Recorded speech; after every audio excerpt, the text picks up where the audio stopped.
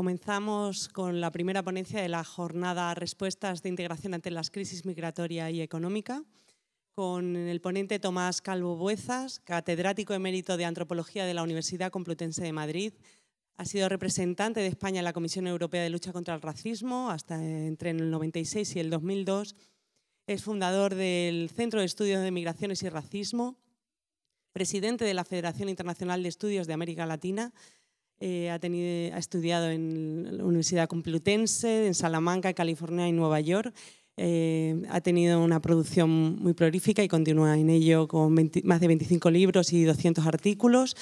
Su investigación se centra en inmigración y el racismo, las minorías étnicas y los prejuicios racistas, desde la perspectiva de la educación intercultural, para prever y resolver los posibles conflictos derivados del hecho migratorio y de los prejuicios de la sociedad receptora. Le dejamos con su primera ponencia y arrancamos con ello las jornadas.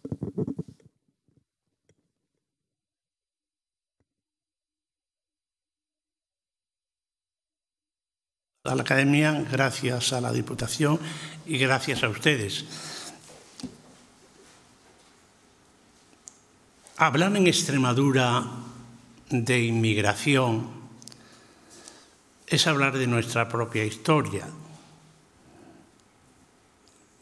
Nosotros también fuimos pobres, alpargateros, necesitados de salir de nuestra tierra en busca de oportunidades. No solamente hace 5 siglos, digamos el nombre de Hernán Cortés y de extremeños mal llamados conquistadores, Cortés le dio más a la pluma que a la espada y pasó más horas de placer probablemente con las indias que con las españolas. Por lo tanto, es nuestra historia, pero junto a Cortés hubo muchos extremeños que se vieron obligados a salir de su tierra estrecha, encorsetada, aristocrática, en busca de oportunidades.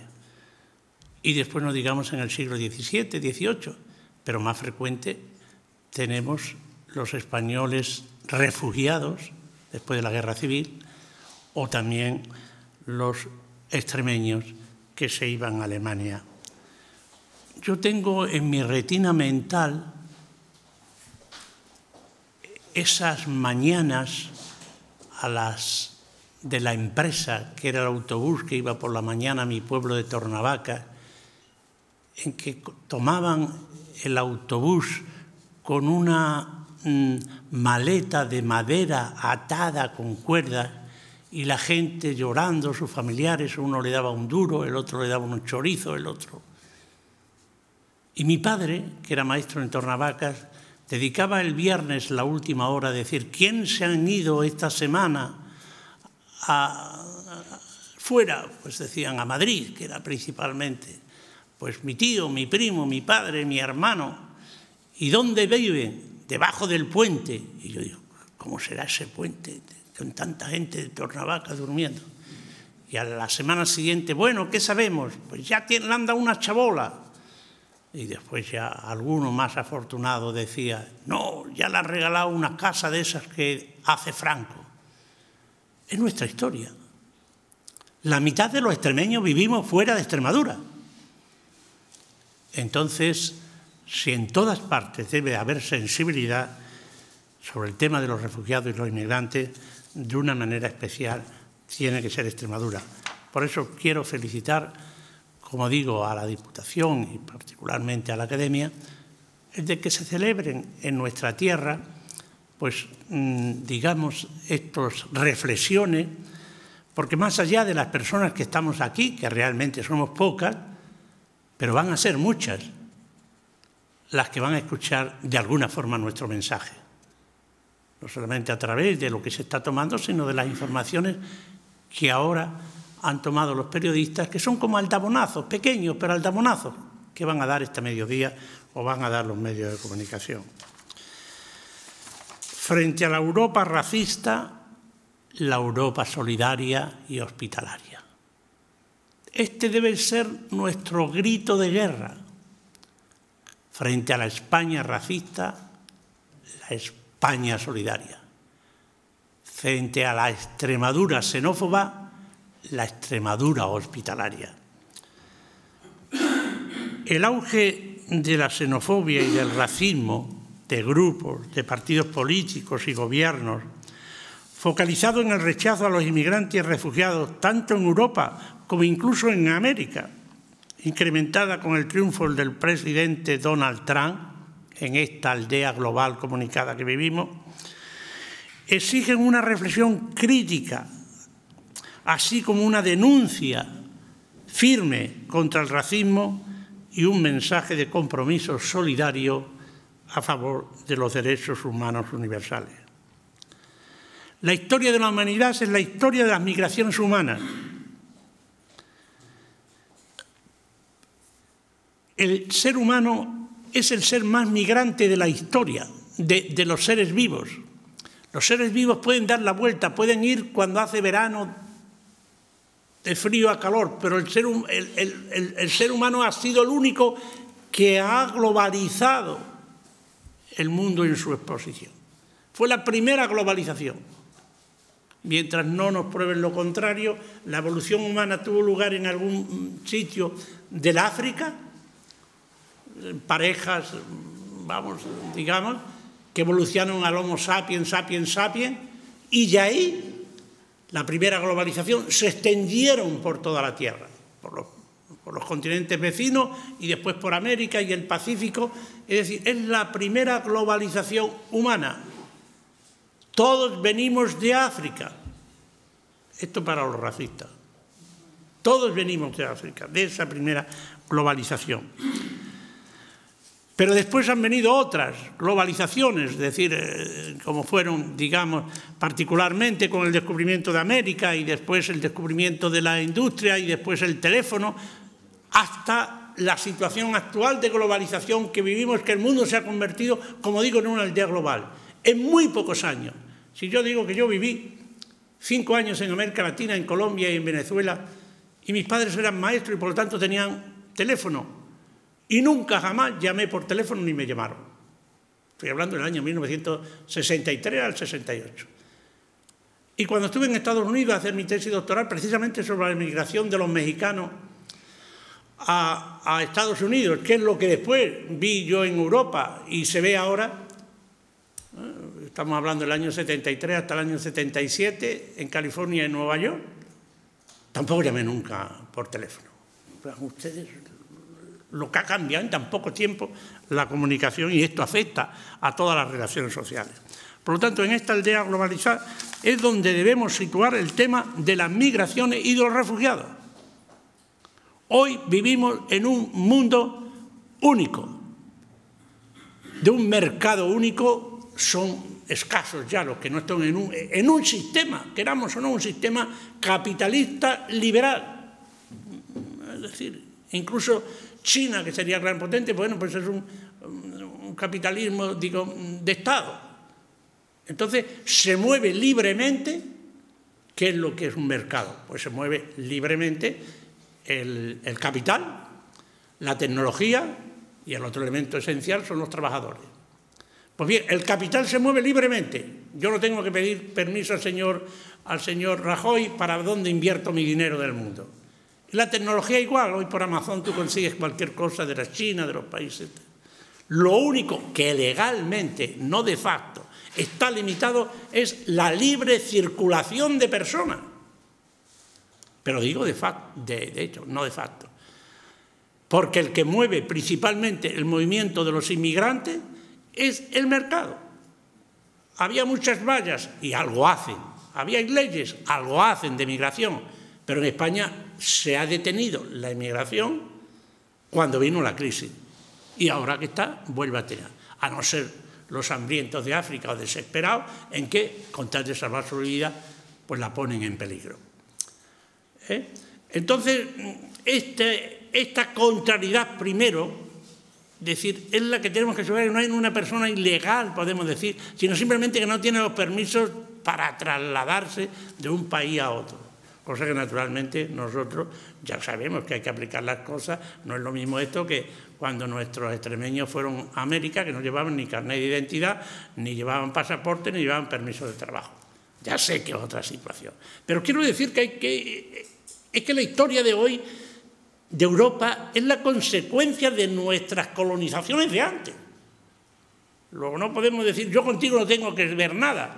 Hombre, algo tendrá que ver porque yo hablo tu lengua, sea español o sea francés o sea holandés, porque son de las colonias. O sea que hay que tener muy en cuenta que esta globalización afecta a todas las relaciones sociales y por lo tanto no podemos decir empezar desde cero la historia. Pues esta historia de la humanidad, que ha sido siempre una historia de migrantes, el ser humano es como grupo, no como persona, naturalmente migrante, y lo segundo, diverso, culturalmente, es decir, mestizo. El tabú del incesto se piensa muchas veces que pues no tendrás relaciones o no te casarás, no tendrás relaciones con tu padre, con tu madre, con tu hermano. La razón última del tabú del incesto no es esta, que sí puede ser también las razones biológicas o lo que sea, sino es principalmente te casarás con hombres y mujeres extrañas. Ustedes saben lo que es un clan, que son 70, 80 personas que tienen una lengua, una forma de vivir, y obligar a las chicas que se tienen que casar o a los chicos con una mujer que habla otra lengua, que tiene otra letra, bueno, ¿y por qué esa obligación? Porque simplemente si no, no se hubiera desarrollado la cultura. La cultura precisamente, el grupo A, había grupo A, B, C, D. El grupo A daba a las mujeres a B, B se las daba A, no, B se las da a C, C, D, E. Total, todos estos, al límite de 2 generaciones, están todos emparentados. Y los hijos de esa mujer fuera caído, que ya aprende una lengua o van haciendo una lengua común. La cultura humana es la comunicación creciente de bienes, de dioses, de mujeres y de palabras. Cuanto más comunicación hay, es lo que ha posibilitado, a diferencia de los animales, eso que llamamos cultura con mayúscula humana. Comunicación de dioses, es decir, oye, ¿tú qué haces cuando te pones enfermo? Pues yo rezo a San Cucufate, pues yo mejor me doy una poción, poco a poco, es decir, comunicarse las cosas que hay que salvar o qué pasa, las religiones, las creencias, pero más principalmente de mercado, ¿tú qué tienes? Hombre, pues yo cazo conejos, bueno, pues yo, mira, pesco peces. El mercado, la comunicación de bienes, de dioses, de mujeres. ¿Por qué? Porque la mujer era el Ministerio de Cultura, el Ministerio de Sanidad, la Diputación y la Academia de Industria, es decir, por donde el tránsito de una mujer extraña que va a otra y enseña cómo coser, cómo pescar, cómo tal, enseña a sus hijos. Es decir, transmitía la cultura de origen y la fusionaba con la otra de su marido. Y sus hijos ya eran mestizos y aprendían y iban ampliando el ámbito. Y de mujeres y de palabras, la capacidad de comunicación. Por lo tanto, el ser humano es, como digo, naturalmente migrante y naturalmente mestizo y diverso. Por eso no hay que extrañarse que emigre la gente, sino preguntarse, oye, ¿por qué no emigran? No digo las personas, sino los grupos humanos. Y junto a este carácter de migración está el carácter de refugio. Podemos pensar en 240 o 250 millones de personas actualmente emigrantes, principalmente trabajadores. Es decir, esto de los emigrantes, aparte de lo que vamos a hablar del refugio político, la categoría principal son trabajadores. De tal manera que el sustantivo debe ser trabajador y el adjetivo, bueno, pues un trabajador, bueno, pues que es hombre, es mujer, es alto, es bajo, es negro, es blanco, es amarillo, es musulmán, es católico, y que es emigrante, que viene de otro sitio. Entonces, pero principalmente es el mercado de trabajo en los inmigrantes ahora, y por lo tanto las soluciones tienen que venir de políticas de trabajo, etcétera, etcétera. Y después está otra categoría que es diferente, que es la categoría de refugiados o asilados. Unos 50 millones actualmente en el mundo, de ellos 17 son refugiados, pero lo mismo que decimos, ¿dónde están principalmente los refugiados? Se cree que generalmente los refugiados o los desplazados por hambruna o por acontecimientos, vienen a los países ricos, es decir, pues a Estados Unidos, a Europa. Pues no, se quedan principalmente en los países limítrofes, que son de su tipo de desarrollo. El problema acuciante ahora, digamos, de los 17 millones de refugiados, hay 800, por ejemplo, hubo 860.000 solicitudes, se tramitaron en 2014 y de ellos solamente el 60% fueron admitidas. No, y el 60% se concentraban en países como Alemania, Estados Unidos, Turquía, Suecia e Italia. España tuvo en 2014 solamente 5.947 solicitudes de refugio y se resolvieron positivamente 3.947. O sea, España en este récord de gente que solicita y que concede somos muy minoritarios. Por eso, como decíamos, pues ni hemos cumplido el flujo que se nos asignó en de unos 17.000. El refugio sirio ha puesto a Europa ante, como digo, a su espejo, ante una situación que junto con los emigrantes, junto con la crisis económica, donde hay que situar, y esto es también importante, es decir, analizar esto en la situación actual de Europa, que no son los años de bonanza, sino años que no son de bonanza y que por lo tanto se ha tenido, digamos, la llegada de refugiados, ha hecho, digamos, un fenómeno singular el tema de los refugiados actualmente en Europa. Siria es un país de 23 millones de habitantes, que como sabemos sufre una encarnizada guerra civil que también se ha convertido en espacio de confrontación internacional. Pero no olvidemos esa sabiduría del roto, del chiste de ayer os mandábamos armas y hoy nos mandáis refugiados. Claro, ¿quién compra, quién vende, quién negocia con armas? Especialmente los países ricos. Pues bien, son 5 millones de personas que se han desplazado de unos hogares y 3,5 millones, 4, que han salido del país. ¿Y dónde se refugian? Principalmente en los países limítrofes, como es el caso de Turquía, que tiene casi 2 millones de refugiados sirios, seguidos de Líbano 1.183.000, Irak 248.000, Jordania 627.000 y Egipto 134.000. Vean ustedes qué cifras al lado que las que tenemos en Extremadura tenemos en España. La prensa de 2017 nos daba estas noticias, entre otras. Las demandas de asilo en la UE repiten en 2016 el récord de 200.000 demandantes. 6 de cada 10 refugiados piden asilo en Alemania. 6 de cada 10. En 2016 se redujeron en 72% las llegadas, incrementándose la llegada a Turquía, que tiene acogido más de 2 millones de refugiados y que, como sabe, ha pedido una contrapartida económica a Europa por acoger ella y evitar, pues, digamos, el que lleguen a Europa. España llevará a cabo el último reasentamiento con un total de 1.449 ciudadanos sirios acogidos en 2017, que actualmente llegan a 3.000. Estas eran las noticias de hace unos meses. Por lo tanto, independientemente de cifras, hay también, y esto tiene que ver con ese auge, no solamente del racismo, sino de la insolidaridad, que tanto en los países europeos como Alemania, vean que le ha costado en votos a Merkel. Yo soy un admirador de Merkel porque ha tirado adelante con una política que, digamos, que sabía que le iba a perder votos. Y ha sido valiente y ha tirado también, al tirar ella del carro, ha tirado a otros países europeos, incluido España. Pero hay países como Polonia, Hungría y la República Checa que se niegan en absoluto a recibir refugiados.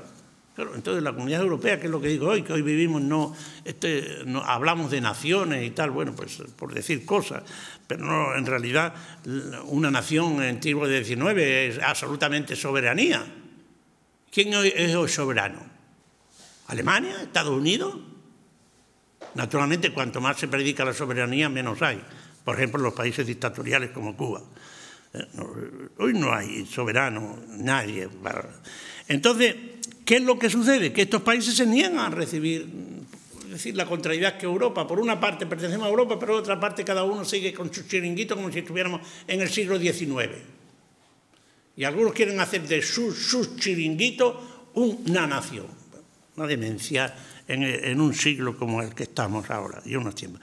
Pues bien, estos países, pues entonces Bruselas abre un expediente a estos países y, bueno, pues ¿cuánto vale un refugiado? Tanto.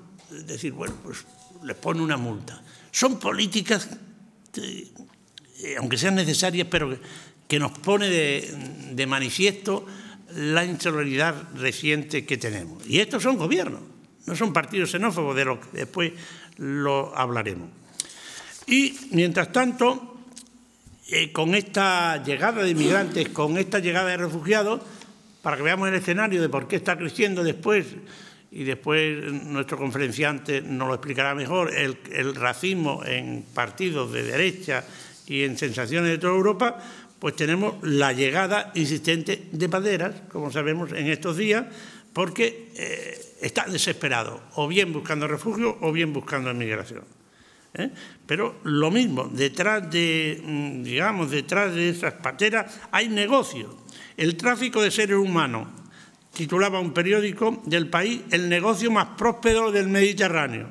Desde 2015 han viajado de Libia a Europa más de 385.000 personas y más de 12.000 desde 2014 han muerto en el intento, la mayoría asfixiada en un tumulto ahogado porque no sabían nadar. Los traficantes de migrantes los abandonan en barcazas sin motor y buscan recuperarlos vacías para aprovecharlas. Los criminales recaudaron solo en 2015 unos 4.000 millones de euros. El País, 27 de mayo de 2017. Entonces, como vemos, el problema está englobado como una cebolla. Este es el problema que vemos, pero debajo hay otro, debajo otro, debajo hay otro, debajo hay otro, debajo hay otro. Y por tanto son muchas las causas que tenemos y muchos los frentes donde debe de atacarse, pero todo con, digamos, con estudio, con decisión, con apertura de miras y con solidaridad.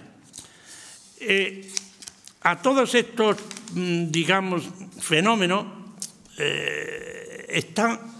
han aprovechado los partidos de ultraderecha y los grupos neonazis a incrementar la ola de xenofobia y de racismo en Europa. O sea, han encontrado como un legitimador, que son muchos que no vienen, que nos quitan los puestos de trabajo que ya antes se decía, que destruyen nuestras costumbres, nos traen religión. Y a todo este cóctel tenemos otro, es decir, que alimenta todavía esta incertidumbre, estos fenómenos complejos con causas difíciles, que es la barbarie terrorista.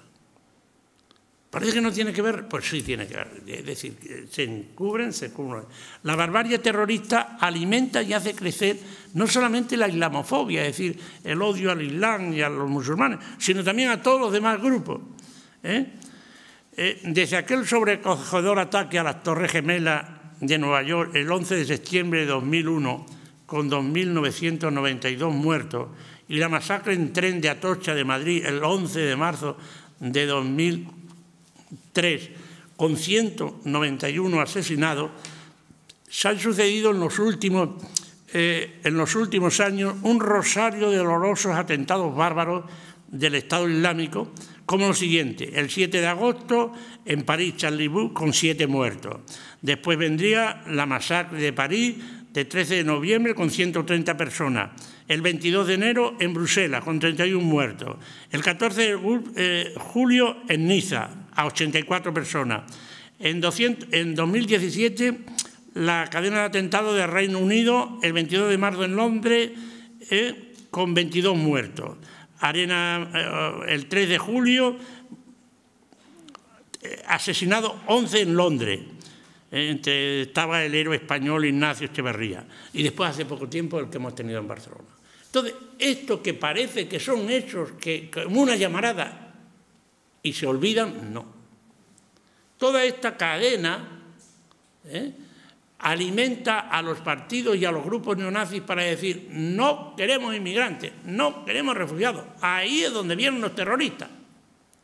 Y por lo tanto, odio al Islam, amor a lo nuestro.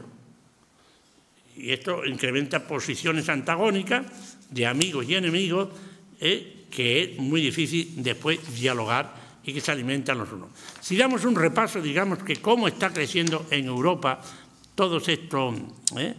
Dejémonos al que ya es más conocido, de Marine Le Pen en Francia, que estuvo a punto de ganar las elecciones, que afortunadamente no fue. Y fue En Suecia, la tercera fuerza política del país, Resistencia Nórdica, con activismo múltiple antiinmigrante y el movimiento identitario de matiz antiinmigrante, en 2014 consiguió el 13% de los votos, Suecia.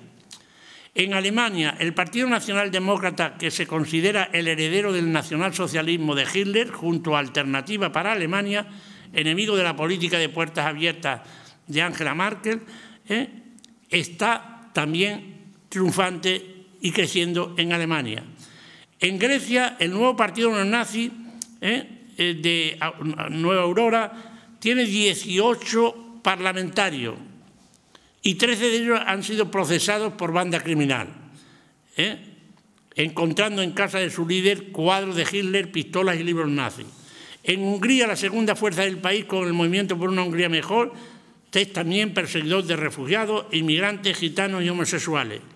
En Noruega, la tercera fuerza política con los ultranacionalistas del Partido del Progreso, en el que militó el neonazi Andrés Breivik, que asesinó a 7 personas, está creciendo. En Eslovaquia consiguieron 14 escaños. Y en otros países europeos, en Croacia, el partido neonazi consiguió el 2%, en Bulgaria el 9%, en los Países Bajos el 15%. Es decir, estos son pocos, pero muy peligrosos. Por lo tanto, estamos en un momento de, digamos, que estábamos antes más o menos de puertas abiertas y lo que se ha hecho ha sido, digamos, alimentar más el odio y el crecimiento, por lo cual los solidarios, que somos la mayoría, pero tenemos que ser más militantes y estar más alerta. ¿Por qué, aparte de todos estos movimientos de refugio a Europa y de inmigrantes? Volvamos a la reflexión que hacíamos al principio del momento actual de globalización en que vivíamos. ¿Cuáles son las causas principales de la inmigración? Y por lo tanto que también la gente de refugio lo busca aquí. En este único mundo en que vivimos, único mercado, único tal, es decir, las causas fundamentales a grandes rasgos, además del asilo, como hemos hablado, de las migraciones son dos. La desigualdad económica entre el norte y el sur y el desequilibrio demográfico. ¿Qué quiere decir la desigualdad entre norte y sur? Vamos a ver, unos datos nada más. Las 225 personas más ricas del mundo poseen tanto como un 47% de la humanidad. O sea, 225 familias, igual que 47% de... Dicho de otra forma, todos ustedes, todos los emigrantes, todos los pobres que dice Cáritas que hay en España, en Badajoz y en Extremadura, sí, el 99,9% pertenecen al grupo privilegiado del 40% de la humanidad que disfrutan el 80% de los recursos de la tierra. Nuestro director hacía antes un dato muy interesante que va en este sentido. O sea, el 90 y tantos % de los países ricos tienen acceso están dentro del grupo que se benefician del 80% de los recursos de la tierra. ¿Y quiénes son esos? Bueno, pues son las clases medias, naturalmente, de todos los países pobres, podemos decir, los ricos de los países pobres, que los hay y más, es decir, y bueno, pues los que consideramos pobres, obreros en los países ricos y tal. Ahora, sí, hombre, Tomás, de acuerdo, el 40%, pero yo no soy igual que tú, si uno es emigrante que está ahí yendo a por la sopa de Cáritas, ni tú eres pues Amancio Ortega o la hija de Botín. De acuerdo, dentro de ese 40% puede ser que haya un 5%, un 10% que disfrutan de ese 60% de los bienes totales. Pero lo que queda, cuando nos repartimos, a mí me toca más que el 60% de la humanidad. Es decir, luz, agua, estoy hablando de estos recursos. Sí, estamos, por lo tanto, los 3 hombres más ricos de la humanidad tienen lo equivalente a 47 países más pobres, que son 600 millones de personas. Hay como se turnan, que sea Amancio, que sea los de Google, etcétera, etcétera. Entonces, vivimos en un mundo desigual. ¿Y qué quiere decir? Que una persona que trabaja en África o trabaja en un país o trabaja en América Latina un mes, en España puede ganarlo en un día. Por poner el ejemplo de Estados Unidos. Los mexicanos no vienen para acá porque ahí tienen Estados Unidos. Que, claro, el dicho se dice, ¡ay, tan lejos de Dios y tan cerca de Estados Unidos! Sí, gracias a Dios está muy cerca de Estados Unidos. Claro, es que hay que ser realistas. Las facilidades que tienen los mexicanos de irse, y que seguirán, que tiene Trump. Si hacen muros para arriba, pues nosotros hacemos muros por abajo, ratoneras por abajo. Y lo sabe, o sea, no creamos que los políticos no saben que con políticas migratorias muy duras, no logran parar un poco, pero que no logran menguar la migración, pero no pararla. Lo saben perfectamente. Entonces, ¿por qué se gastan tanto dinero en esto? Hombre, porque si no, sus votantes le dicen, es que no hacen nada por la inmigración. Entonces, aunque no sepa que no sirve para nada, hay que decirlo, porque necesito los votos de los obreros blancos de América Latina, rurales, que han sido los que han dado el plus digamos, de votos para ganar a Hillary, a los demócratas. Por lo tanto, esta desigualdad es la causa de las migraciones principalmente humanas, la principal, no la única. Por supuesto. Después, ¿quién emigra? Bueno, pues puede ser fulanito, el otro, como están también las abundantes migraciones de amor, como yo las llamo. Entonces, esa es una causa. Pero no es suficiente. Y a esta no la damos importancia. El desequilibrio demográfico. Los países ricos producen muchos bienes, y muchos puestos de trabajo, pero no producen trabajadores. Los países pobres producen pocos puestos de trabajo, pero producen muchos niños. España ahora está a la segunda, pero ha estado, digamos, de menor fertilidad, es decir, de los años de que la mujer es fértil, 1, es decir, un niño y una manita por mujer fértil, cuando lo ordinario en otros son 3. En España, las mujeres inmigrantes, si suponen, no lo sé, pero voy a poner que suponen un 10%, mujeres fértiles, un 10% de la población femenina española, producen el 20% de niños.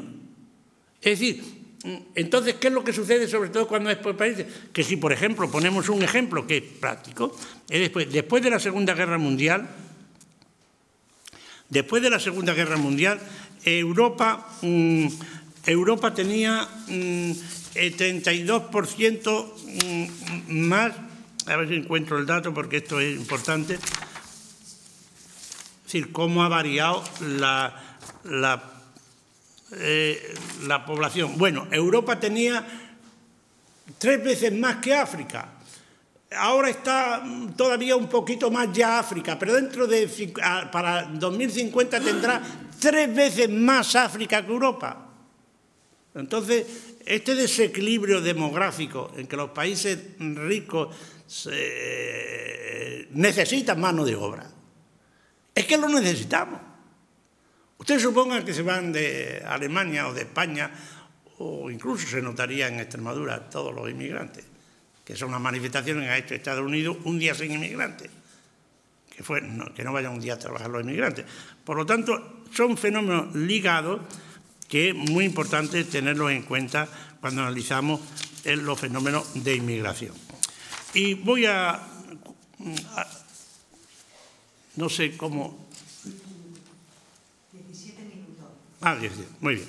Entonces, ahora vamos a hablar un poquito, voy a pasar esto y voy a hablar un poquito, digamos, bueno, y España, ya que estamos aquí, ¿nos puedes dar algunos datos sobre España, de cómo ha evolucionado el racismo, de cómo... Pues sí, es decir, vamos a intentar dar unos datos de cómo ha evolucionado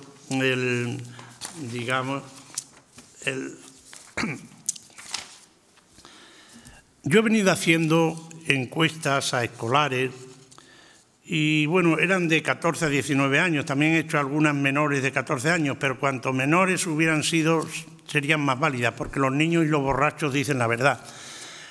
Cómo las redes sociales actualmente nos dicen más la verdad, es decir, lo que la gente en realidad piensa, que lo que dicen los periódicos. Si usted quiere saber qué piensan de los inmigrantes actualmente, pues consulte las redes. Yo actualmente estoy haciendo un estudio sobre los discursos de odio en las redes sociales. El primer espacio de discursos de odio que tenemos en España y el más grave problema de xenofobia lo tenemos entre nosotros mismos. El mayor nivel de intolerancia que se tiene en España son entre nosotros mismos. Una manifestación no es de Cataluña, pero es dentro de nosotros mismos. Análisis el discurso de los políticos simplemente porque sabemos que en la Asamblea se puede decir lo que le dé la gana y se puede insultar lo que le dé la gana y que eso cobra votos. ¿Cómo voy a respetar yo a una persona que sea distinto de mí, de color, de lengua, de sexo, si yo veo que ahí en el Parlamento que debía ser unos se dicen unas cosas a otros de mal gusto? La libertad de expresión tiene sus límites. Pues bien, hablando de que estas encuestas que yo he hecho a escolares de 14 a 19 años, desde el año 86, en que siempre he preguntado varias preguntas, pero yo me voy a centrar en los datos de una. Si de ti dependiera, ¿los expulsarías de España? Si de ti dependiera, ¿los expulsarías de España? Naturalmente era si quisieras convivir con ellos, si quisieras tenerlos de compañeros, si te casarías, en fin, que son índices distintos de distancia cultural. Entonces, la primera, como digo, fue el año 86 y la última ha sido en 2008. Después de los atentados de París, de Nueva York, de 2001, por primera vez pasó a ser el grupo de mayor recelo y rechazo en España el grupo marroquí.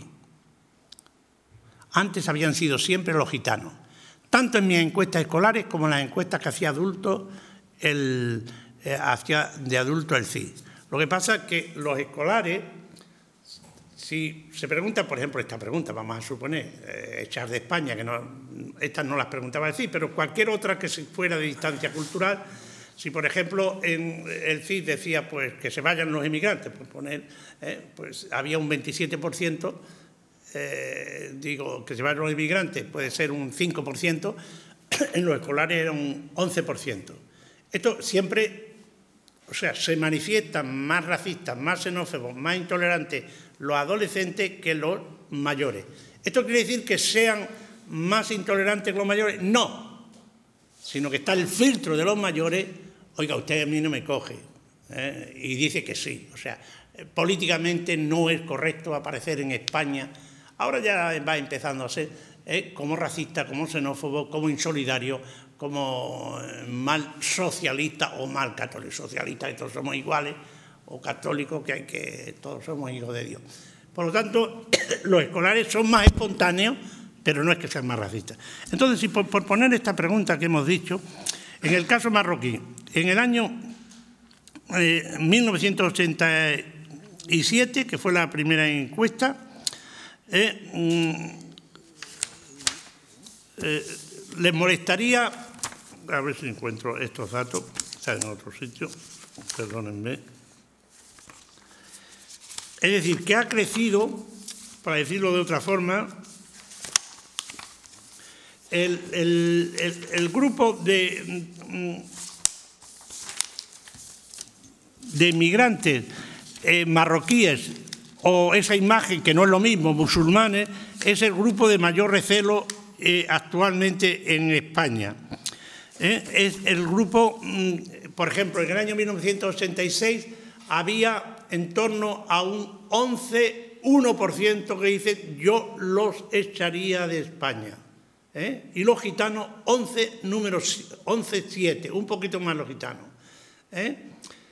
¿Qué pasó después del año 2000? Se lanzó a 42% a esa imagen de marroquíes, pero todos los grupos, el siguiente fue los gitanos, el siguiente fueron los judíos, que ha bajado un poquito. Los judíos suben y bajan según los acontecimientos que hay en el Estado de Israel. Los asiáticos se mantienen con el medio, los negros han subido cada vez mayor recelo de esa imagen del año 86 que era de los, digamos, de los pobrecitos de África, y los latinoamericanos, que al principio era igual que los europeos, se ha incrementado muchísimo porque los tenemos cerca. Es decir, pero el dato es el siguiente. Desde el año 1986, que no es correlativo, se ha crecido los inmigrantes en España un 29%. Y si ponemos juntos todos los índices de racismo y xenofobia, creció un 5%. ¿Qué nos explica esto? Que el crecimiento de inmigrantes, o en este caso de refugiados, no aumenta automáticamente el racismo y la xenofobia, ni en las mismas proporciones, pues está claro, 29 y 5. No. Segundo, después de las Torres Gemelas, el racismo y la xenofobia se disparó. Se disparó. Es decir, aumentó, se puso en primera cabeza los marroquíes y los musulmanes, pero contra todos los grupos subió. No queremos extranjeros, no queremos tal. ¿Qué es lo que está sucediendo ahora? Que ahora ya no decimos a Latinoamérica que se vayan cada uno en su sitio y Dios lo de todo. Es decir, ¿pero qué sucedió en el año 2004? Incluido en una encuesta de 5.000 escolares en Madrid. Pues era lógico que si había subido en 2001 después de las Torres Gemelas, en 2004, que nos habían dado la madre con 180 muertos en Atocha, hubiera crecido. No creció. Yo me volvía loco. Volver a analizar la encuesta. Personalmente yo, esto no puede ser. ¿Cómo ha bajado? Ha bajado, si eran 48, bajó, por ejemplo, a 41. Y a los gitanos bajó 2 puestos y al otro 3. Es decir, el impacto fue mayor en esto que el de Madrid. Bueno, yo tengo una hipótesis. Primero, y esto es muy bueno para lo que estamos haciendo, que es la sensibilización pública. Cuando hubo el atentado de Madrid, hubo una política gubernamental y no gubernamental y de las asociaciones que fue bien clara. Inmigrantes sí, terroristas no. Parece que no, en la encuesta, en todo, en la televisión, que todos gritaban inmigrantes sí, terroristas no. Con lo cual se disoció, porque el problema es disociar. Una cosa es el Islam, que es una religión de paz, y otra cosa son unos locos que en nombre del Islam matan. Yo soy cristiano, pero si alguno de los extremeños que fueron a América mató a indios en nombre de Cristo, yo no tengo que ver nada con ese señor. No es en el nombre del Cristo de la bienaventuranza y de paz que yo creo. Pues exactamente hay que separar. Pues nosotros teníamos el antecedente, que esto es muy bueno, que ahora no se está, que es vasco sí, ETA no. Entonces había ese, parece que no, pero la mente colectiva, ETA, o sea, esto es lo malo y esto, ETA, y por lo tanto al condenar ETA no tengo que condenar a los vascos, al condenar los estos. Entonces eso sirvió que se afianzó en esto de Madrid, que hubo campaña en la escuela para que se disociara el fenómeno de la inmigración en Islam y bajó un poco. Y hay otra hipótesis. Como yo hago a los niños, y los niños después lo digo, bueno, ahora píntame lo que quieras sobre el terrorismo. ¿Qué es lo que pintaban después de la Torre de Gemela? Pues pintaban a Bin Laden metiéndole un cuchillo, cortándole la cabeza, o sea, Bin Laden, el malo de la película. ¿Qué pasó después del atentado de Madrid? ¿Qué pintaban los niños? ¿Quién era el malo de la película? ¿Quién era el causante? ¿El Islam? ¿Un musulmán? ¿Un católico apostólico romano que se llama, no sé si os suena, el señor Aznar? La foto de las Azores que los niños pintaban, que era lo que habían reproducido, que es lo que habían visto, esos eran los causantes de que se hubiera dado el golpe de Atocha.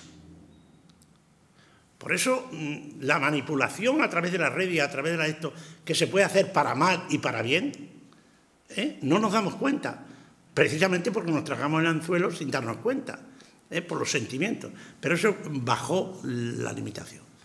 Actualmente, pues hay indicadores de que España es más tolerante, no digamos, somos más tolerantes, por ejemplo, de la homofobia, el más tolerante de Europa, y hay signos de que cuando se preguntan cosas, en una encuesta a principio muy bien de 12 países de Europa, de si tú no aceptarías a refugiados en Europa, pues de 12 países España era el más tolerante. A la hora de hablar nosotros somos... pero yo no sé de los hechos. Y España, no hay que echarlos. No porque sean musulmanes, no, hay que dejar de acoger a los refugiados. Pero nuestras praxis no son muchas veces las más adecuadas, además de los odios viscerales. Y vamos a, yo creo, a finalizar para que haya tiempo. Un dato, para terminar con datos positivos. He hecho una macroencuesta. Bueno, yo llevaba 12 años haciendo historias de vida de migrantes, pero que llevaba un formato equivalente. Las mismas preguntas: ¿cómo viniste? ¿Quién te recibió? Después, ¿qué te gusta de España? ¿Qué no te gusta? ¿Qué es lo que es mejor de España? ¿Qué es lo tal? ¿Cómo te sientes en el trabajo? ¿Te has explotado? ¿Has sentido racismo? ¿En qué has sentido racismo? Entonces, eran 1.400 historias de vida y ahí aplicamos un cuestionario sacado de ahí, puesto en números. Y hicimos válidas 1.300 encuestas.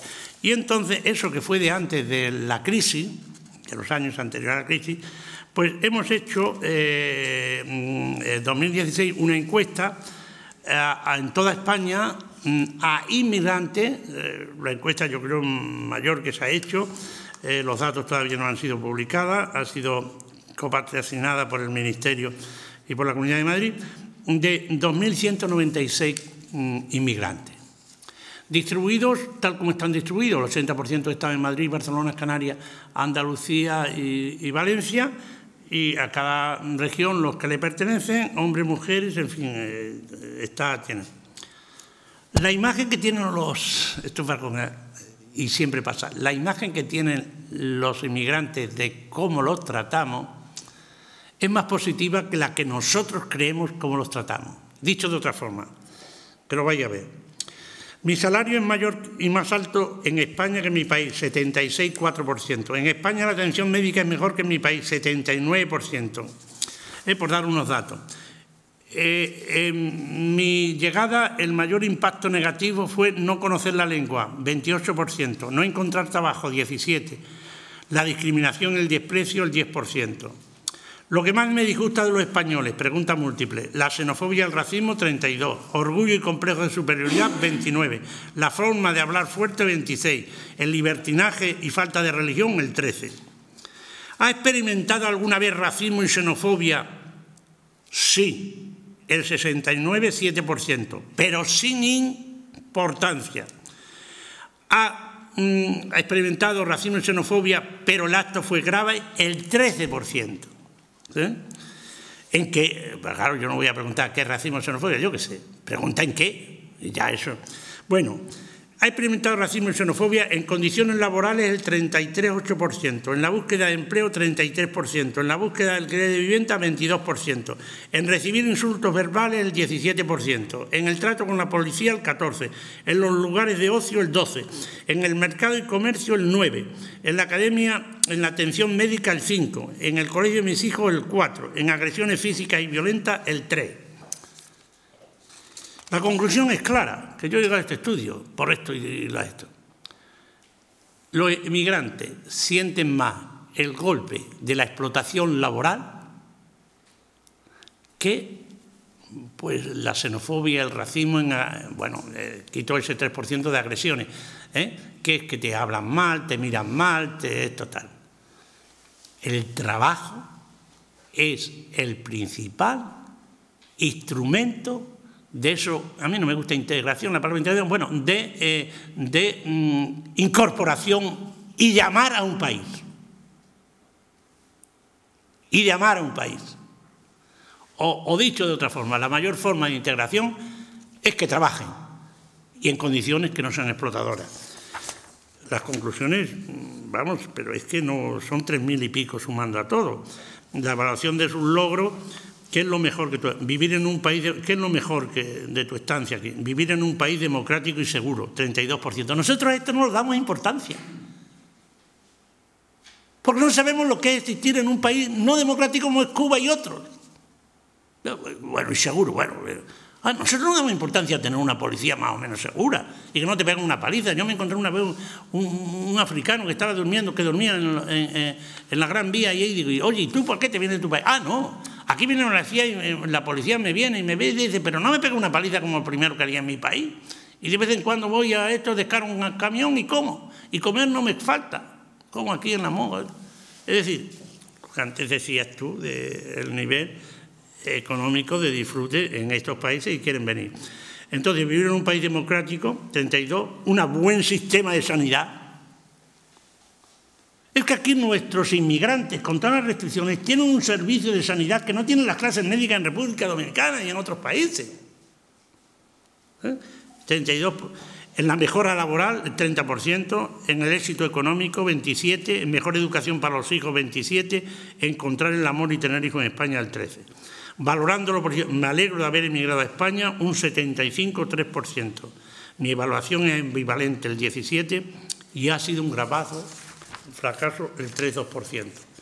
Esto para darnos ánimo, para seguir que es posible la convivencia, que es posible que nos entendamos, que es posible que vivamos en un mundo justo, en un mundo humanitario, en un mundo diverso y en un mundo plural y libre. Nada más.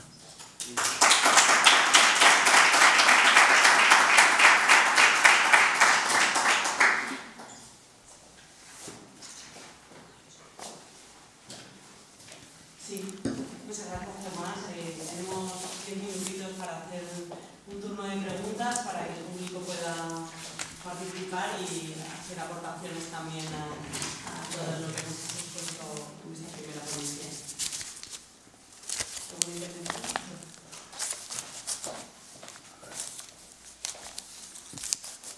Muchas gracias, Tomás, por tu intervención. Yo quería hacerte un comentario. Has hablado de la disociación entre ETA y vascos, racismo e inmigrantes. Yo creo que también disociamos cuando una persona llega aquí, lo que sentimos, el miedo a lo desconocido, pero luego sentimos solidaridad cuando vemos que mueren en el mar, cuando están en los CITES hacinados. Entonces, eso era un comentario que quería hacer. Y la pregunta es, ¿qué se puede hacer con los CITES? A mí es que con los centros de internamiento para los refugiados cuando llegan a España. ¿Cómo ves tú? Porque al final terminan ahí hacinados como unas cárceles y no sé qué solución ves tú que se le puede dar. No es mi punto de especialidad los conozco, está en Ceuta, en Melilla.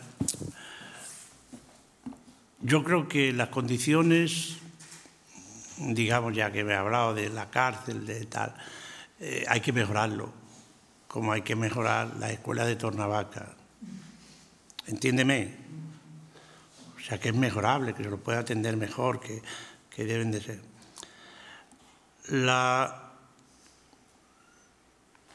Yo creo que las condiciones, es decir, es que cuando entra la política y cuando entra la exageración, tal, hay que buscar las soluciones al problema, no donde lo internan, sino cuando llegan.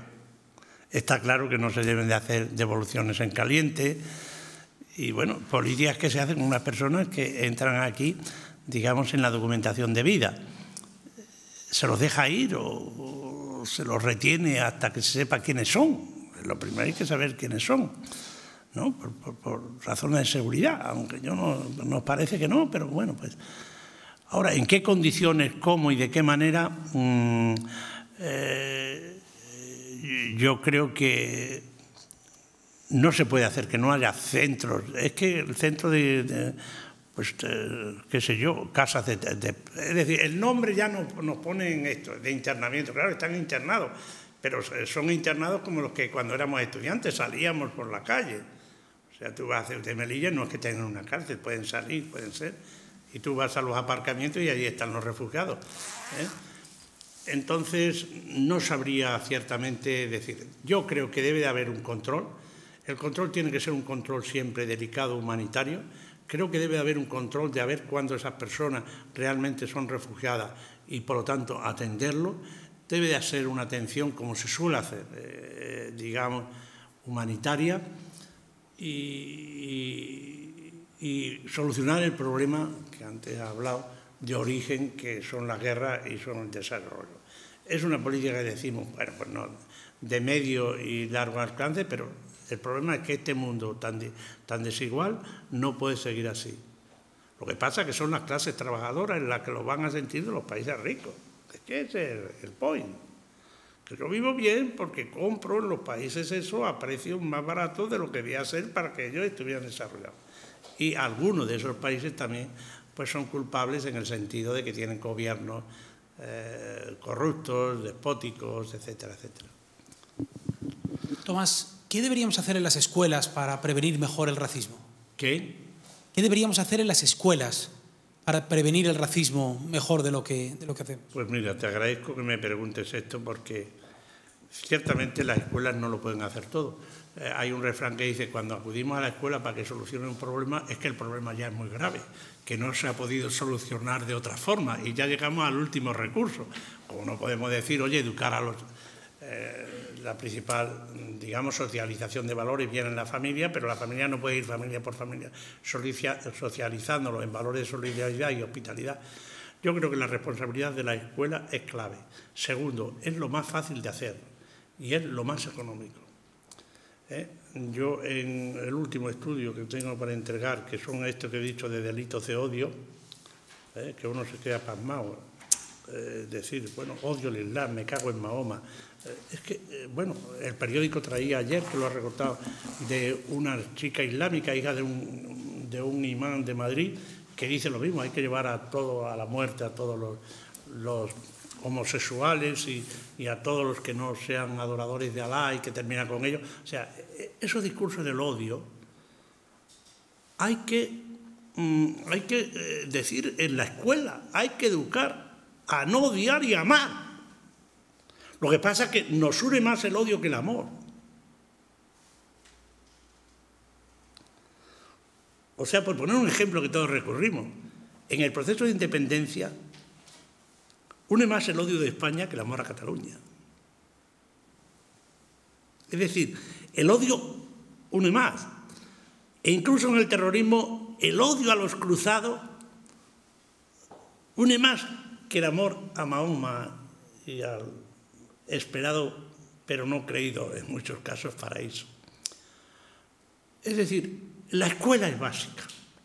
Yo lo que no puede haber encuestas que estoy haciendo de cómo los discursos de odio que hoy por las redes ya lo decían los estudiantes desde el año 86, 2002, 2006, 2000 tal, los años sucesivos en que he ido haciendo encuestas. Y se lo daban a la maestra, porque eso eran autorrellenadas. Es decir, hay que matar a los gitanos. Yo no echaría a los gitanos de España, sino haría con ellos como hizo Hitler. Pintura, hombre, las maestras...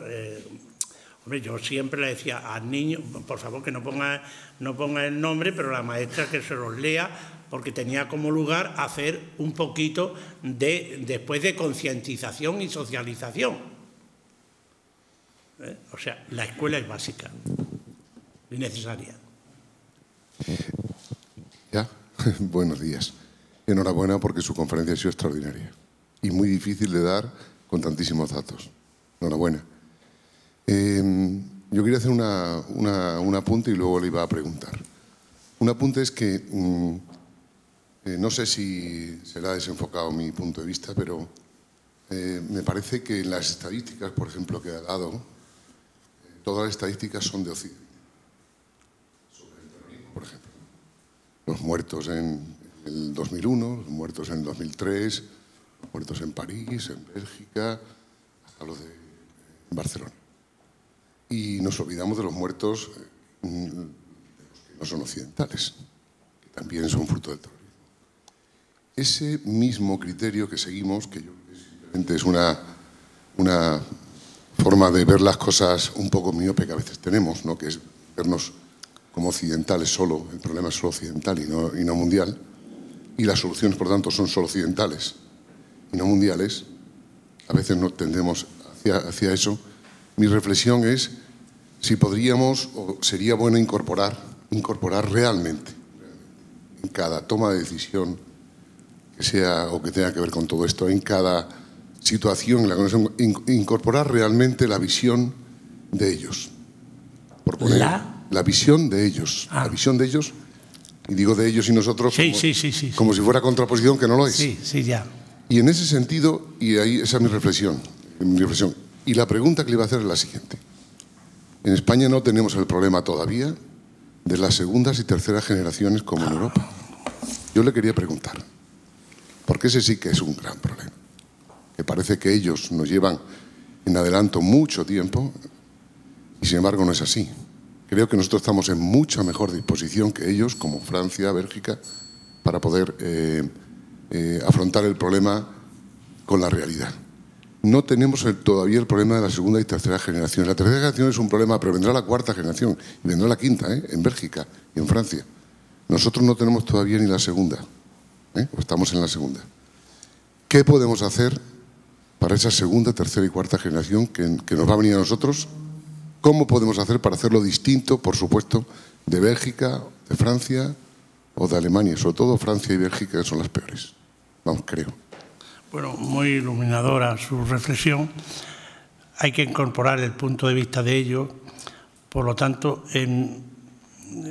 yo era un poco desconocedor de este problema, pero cuando fui el representante de España en la Comisión Europea, como en España todavía había pocos inmigrantes y pocos musulmanes, y ahora me voy a ellos, por eso podemos aprender, como usted muy bien dice, me di cuenta que esto era que tenemos que aceptar que Europa ya no es solo blanca, cristiana, occidental, sino aceptarlo, que es otra cosa que en la escuela hay que aceptar, es decir, que ya somos una sociedad multicultural, pluriétnica, plurireligiosa y que hay que convivir en la diferencia y aprender a convivir.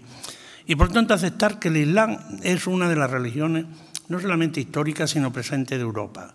Y por lo tanto hay que darle la voz y dialogar y tal. Por lo tanto, admitir que tiene ciertamente ciertos problemas. Yo no soy del partidario, como otros políticos, de que no son integrables. Yo creo que los musulmanes son integrables, que tienen el problema, a lo mejor cultural, de lo de la mujer, el problema político de la democracia. Bueno, nosotros hemos tenido los mismos defectos que tienen los musulmanes. Mi madre tampoco debía comprar, siempre llevaban con velo, aunque no es lo mismo. Es decir, se sabe que el análisis es que ellos no han pasado por un renacimiento. Entonces lo que hay que hacer es incrementar y dar la voz a estos movimientos renovadores islámicos y llegar. ¿Cómo se podía pensar en el año 36, los refugiados nuestros, que iba a llegar un día en que se iban a sentar en el Parlamento el Carrillo y la legionaria con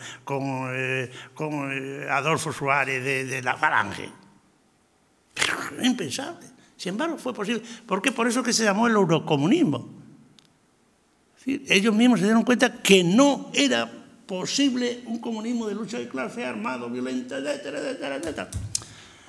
Yo no espero que lo deseo, claro, lo deseo, sino que la convivencia con los musulmanes nos lleve a un euroislamismo, que sería aceptar, porque las mujeres, una de las cosas que dice la encuesta, las mujeres islámicas se alegran mucho de haber venido aquí porque se han liberado del yugo patriarcal.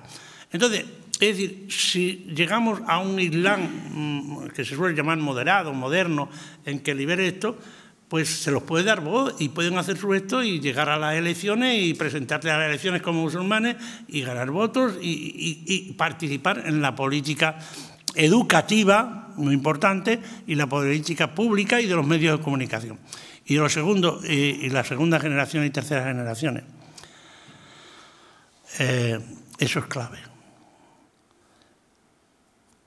En España, comentábamos anoche en la cena, España lleva políticas de inmigración,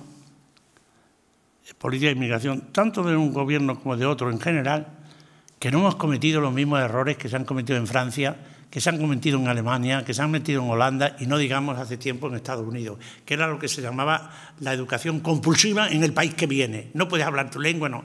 Entonces nosotros hemos aprendido y desde el principio, por ejemplo, cosa que no se hacía en Francia, en Alemania y tal, pues los menús, pues que no lleven cero y tal. O sea, que nos ha venido bien. Ahora, que tenemos que aprender para las segundas generaciones, eso es clave. No obstante, hay una diferencia. El caso de las barriadas de París ha sido porque viven en guetos. En España, si tú vas a las grandes ciudades de Madrid, están ahí casi en Tirso Molina, están como en el centro. No hay esos barrios periféricos de 4 horas de autobús como pasaba en París, donde estaban los españoles con los marroquíes, con esto, con todo esto. Están más, a lo mejor entonces, esa distribución. Y después, bueno, pues cada uno tiene sus creencias. Yo creo que la religión puede ser un factor de perversión. Es decir, yo creo que los mayores crímenes se han cometido en nombre de la patria y la religión, pero también dentro de una familia es donde se meten los mayores crímenes contra los niños, abusos, violaciones, etcétera, etcétera, pero es un espacio que si les quitas eso puede ser un espacio acogedor y tal. Entonces, simplemente enseñar a los niños en la escuela, la Francia tal, y la escuela laica, te llega tan laica que no tiene ningún ideal. Y entonces te pasas a los extremos del terrorismo más que sus padres, y entonces hay que cuidar estos fenómenos mucho. Y yo creo que son políticas que se tienen muy descuidado porque no vemos el toro ahora cerca, pero este torito se hará grande y tendrá cuernos, y hay que preverlo. Muchas gracias, Tomás.